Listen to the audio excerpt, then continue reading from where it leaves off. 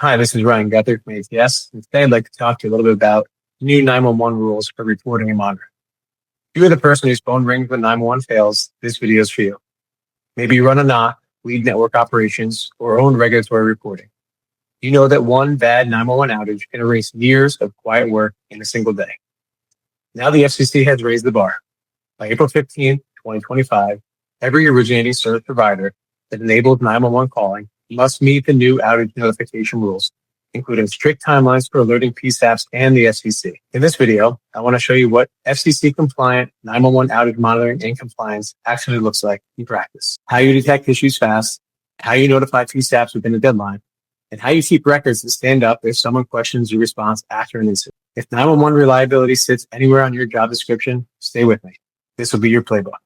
By the end of this video, you'll understand 4 things clearly: what the new FCC 2288 rules expect from you when a 911 outage happens, how those rules connect to the monitoring, alerting, and reporting tools you already use, what a modern 911 outage monitoring workflow looks like from the first sign of trouble to the final reports, and a simple checklist you can use with your team to see if you're actually ready for the April 15th deadline. No legal jargon, no vendor hype, just requirements, workflows, and decisions you can control. Let's start with the stakes. When 911 goes down, 3 things happen at once. Public safety is at risk because people cannot reach help. PSAPs lose visibility and get flooded with questions, and regulators start asking what happened, who was affected, and how quickly you responded. Over the last few years, the FCC has moved from guidance to strict rules, and they have shown that they are willing to fine carriers millions of dollars for failures around 911 reliability and outage reporting. At the same time, new rules require more than just filing in NORs within a few days. They focus on what PSAPs know in the first few minutes and hours of an outage. That is where your monitoring and alerting either protects you or exposes you. So when you think about 911 compliance today, it is not enough to ask, are we reporting our outages? The better question is, if a 911 outage happens at 2:03 a.m., who knows by 2:05, by 2:10, and by 2:30? What do the PSAPs know? And what can you prove afterwards about the steps you took? That is the gap the new rules are trying to close. Now let us translate the rules into plain language. FCC Order 2288 harmonizes and tightens the 911 outage notification rules for both originating service providers and covered 911 service providers. Here are the core expectations. First, timing of the PSAP notification. If you are an originating service provider that enables 911 calls, you must notify potentially affected PSAPs as soon as possible and no later than 30 minutes after discovering a 911 outage that could affect them. You must then provide follow-up information at least every 2 hours until the issue is resolved or the impact is understood. Second, content and quality of notifications. The notifications must include specific details. What is affected, which geographic areas, what services, what you know about cause, and estimated times to restoration. The idea is to give PSAPs enough information to adjust their operations and inform the public. Third, PSAP contact information. You are required to exercise special diligence to identify, maintain, and confirm accurate PSAP contact information for every 911 special facility you serve. That means up-to-date names, emails, and phone numbers for outage notifications checked at least annually. Fourth, triggers and thresholds.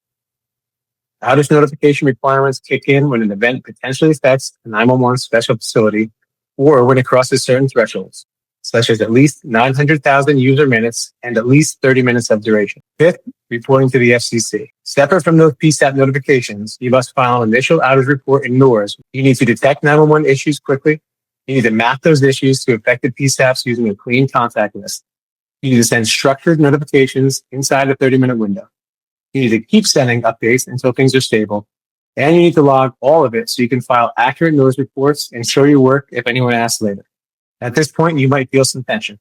You may already have generic network monitoring, ticketing tools, and an outage process that works for other services. At this point, you might feel some tension. You may already have general network monitoring, ticketing tools, and an outage process that works for other services, but 911 is different. Timelines are shorter, stakeholders are external, the bar for documentation is higher. So let's do a quick internal check. If a 911 outage happened at 2 a.m, can you say with confidence that your team would do the following? Detect it quickly, identify the affected PSAPs, send informed notifications within 30 minutes, follow up every 2 hours with updated information, and file NORS reports with clean, consistent data afterwards. If any of those steps feel shaky, you're not alone. The rules change faster than many processes did.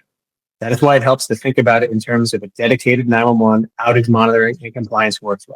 Let's walk through a modern 911 monitoring and compliance workflow from start to finish. Step 1. Real-time monitoring of 911 call paths. You need visibility into the routes and elements that carry 911 traffic. That can include trunks, SIP paths, NG 911 interfaces, and any underlying network elements. The goal is simple. When 911 traffic stops flowing, degrades, or behaves abnormally, your monitoring knows fast. That usually means specific checks focused on 911 calls, not just general voice.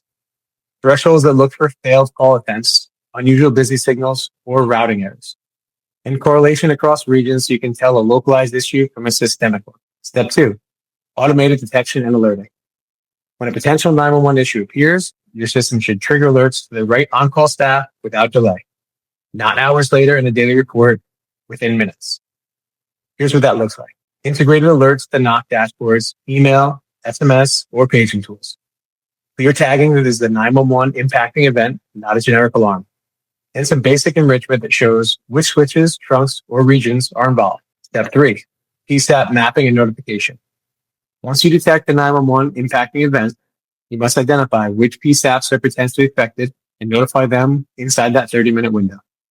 To do that, you'll need a maintained PSAP list tied to your network footprint, standard notification templates that include required information fields, a workflow that logs when notifications were sent, to whom, and by what channel. In a mature setup, much of this mapping and message preparation is automated. The system can look at the affected routes, match them to PSAPs, and pre-fill notification content so humans can review and send quickly. Step 4. Ongoing updates and restoration. The rules expect you to send follow-up notifications at least every 2 hours until the outage is resolved or the impact is understood. Your process should make that easy. That can include timers or reminders that prompt updates on a regular cadence, a standard way to update impact, cause, and estimated restoration in each message, and a log of each update for later review. Step 5. Regulatory reporting and post-incident review. After the immediate crisis, you still have work. You must file those reports on time and make sure your description of the outage matches what you told the PSAPs. A strong workflow will do the following. Capture outage details, timestamps, and communications in one place. Support creation of initial and final reports with consistent, accurate data. Feed lessons learned into your monitoring thresholds and runbooks. When you put all these stages together, you have more than tools. You have a repeatable 911 outage compliance program. Now let's talk about how you can evaluate your own readiness. Here's a simple 4-question checklist you can walk through with your team. Question 1. Can we see 911 specific issue in minutes? Ask your NOC how they currently know that 911 is having a problem. Does the first thing they'll usually come from your tools or from a PSAP phone call? If PSAP's in your early warning system, you have a gap. Question 2. We have a clean PSAP contact list tied to our network. Ask who owns the PSAP contact list. How often is it updated? Whether it is linked to their areas and routes you actually serve. If it lives in old spreadsheets in someone's email, that is a risk, especially with special diligence requirements. Question 3. Could we hit the 30-minute notification window at 2 a.m.? Walk through a tabletop exercise. Pick a region. Pretend a 911 impacting outage starts. Measure how long it takes for your team to detect it, identify affected PSAPs, compare a compliant message, and send it. Be honest about the friction you see. Question 4. Can we reconstruct an outage end-to-end for an auditor? Ask whether you can pull a complete timeline of a past 911 incident. Detection time, notification time, PSAP recipients, follow-up messages, NORS filings. If building that story would take days of digging, your record keeping needs work. If you walk through these questions and feel confident at every step, you're in a good place. You can still refine and automate, but your foundation is solid. If you found weak spots, you now know exactly where to focus. Visibility, contact data, notification workflows, logging and reporting. Those are the pillars of a 911 outage compliance program. In a future video, we will take a real-world style 911 outage scenario and walk through it step by step, from the first failed call through the PSAP notifications to the final reports. You will see how small delays early in the process can snowball into compliance risks. For now, if you own 911 reliability, network operations, or regulatory reporting, share this video with your peers. Use it as a starting point for a focused review of your 911 monitoring and outage response. Your network will never be perfect. Outages will happen. What you can control is how fast you can see them, how clearly you communicate, and how well you document your actions. That is what FCC compliant 911 outage monitoring and compliance really means. Thank you.